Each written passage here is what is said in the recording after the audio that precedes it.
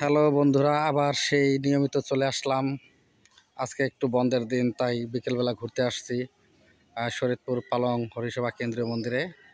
দেখো মন্দিরের পরিবেশটা কত সুন্দর, অনেক ভক্তরা মন্দির পরিদর্শন করতে আসছে। সাথেই যে আমার এক বন্ধু আছে, হ্যাঁ, তাকে নিয়ে আসছি। দেখো সুন্দর একটা বট গাছ, বট গাছের একটা, হ্যাঁ হ্যাঁ পাতা তো থাকবেই।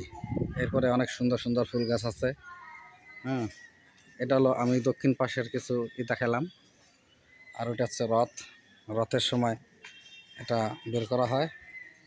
আর এখানে হচ্ছিল যজ্ঞ করার যে একটা থাকে, সে যজ্ঞস্থল। আর এটা হচ্ছে হনুমানজির একটা বিগ্রহ, যে আঁঠু গেড়ে পাহাড় হাতে নিয়ে বসে আছে।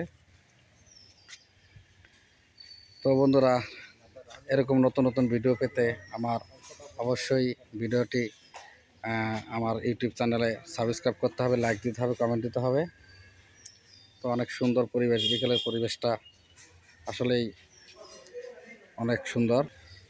তো যারা শরীয়তপুরের আশেপাশে আছে বা শরীয়তপুরে আছে, তারা অবশ্যই এই মন্দিরটা পরিদর্শন করতে আসবে। আসলে অবশ্যই ভালো লাগবে। যেহেতু আজকে বন্ধের দিন, তাই অনেক ভক্তবিন্দু এই মন্দিরে আর পরিদর্শন করতে আসছে। আর একটু পরে আরও বেশি আসবে। এখন তো সন্ধ্যা হয় নাই, সন্ধ্যার সময় সন্ধ্যা আরতি হয়। তো ধন্যবাদ সবাইকে।